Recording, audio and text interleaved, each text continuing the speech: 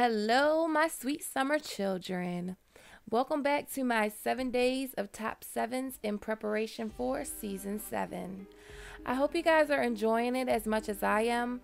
I can't believe that we only have one more day left in the series. Game of Thrones is the most awesome show of life to me, but it could have been more awesome with these top 7 of my favorite characters from the books that didn't make the show so far. Everyone has their own characters, but I can only give you mine. These characters could still pop up. My fingers are still crossed for some of them to show their faces. Today's prize is the direwolf cub of Summer. If you would like to win Summer, all you have to do is be a subscriber and comment on this video and you're automatically entered. So without further ado, let's jump into today's top 7. Number 7, Lady Stoneheart. By now, most of you know who Lady Stoneheart is. Even if you haven't read the books, you've heard people theorizing every year before the season starts of how she could come back. Well, if you don't know who she is, it's zombie vengeful Catelyn Stark, and she's roaming through the Riverlands with the Brotherhood Without Banners, getting revenge.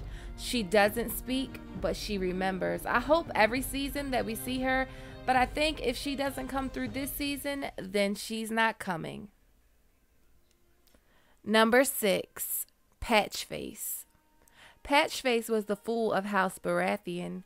He drowned almost, or maybe he did drown or meet the drowned god and was resurrected, but he's out of his mind. He is creepy as F because I'm trying not to cuss. So he sings these under the sea riddles that are thought to be prophecy, and in truth, they really are prophecy. Shireen, as sweet as she is frightened by him.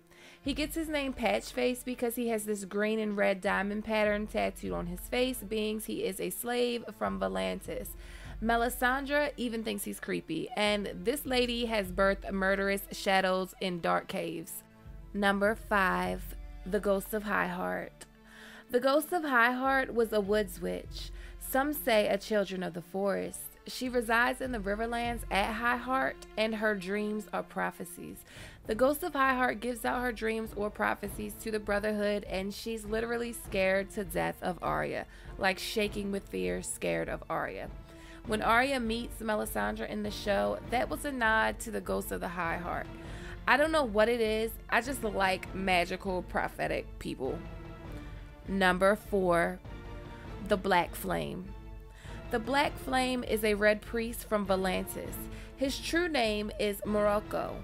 His skin is black as pitch. He has white hair like the mane of a lion, and he stands almost as tall as the mountain.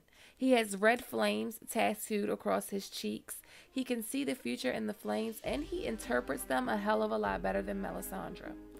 Morocco is lost overboard during a storm, but is later discovered at sea 10 days later by the Iron Fleet. He scares the shit out of all the Ironborn. He winds up healing Victarion Greyjoy with blood magic.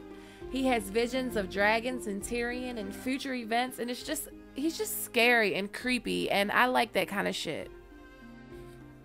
Number 3, Victarion Greyjoy. Victarion Greyjoy is another of Balon's brothers. He's religious, but he's not crazy religious like Aerion the Damphair, but religious all the same. He's a fierce warrior, and he was the commander of the Iron Fleet when they torched Lannisport. He hates Euron, but he's still obedient and listens to him because that's his duty. He also wanted to kill Euron, but kinslayers were accursed, so he didn't. Euron has sent Victarion with Dragonbinder to find Daenerys. The Black Flame is somewhat of Victarion's guide or traveling companion, and they just arrived in Slaver's Bay. Number 2, Arianne Martell.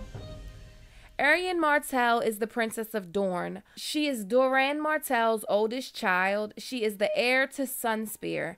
She is beautiful, but she wasn't always beautiful. Arianne reminds me of Tywin, not literally, but she is cunning and calculating. She's also sort of obsessed with sex. Arianne was supposed to marry Viserys, but he's dead, so she's made other plans.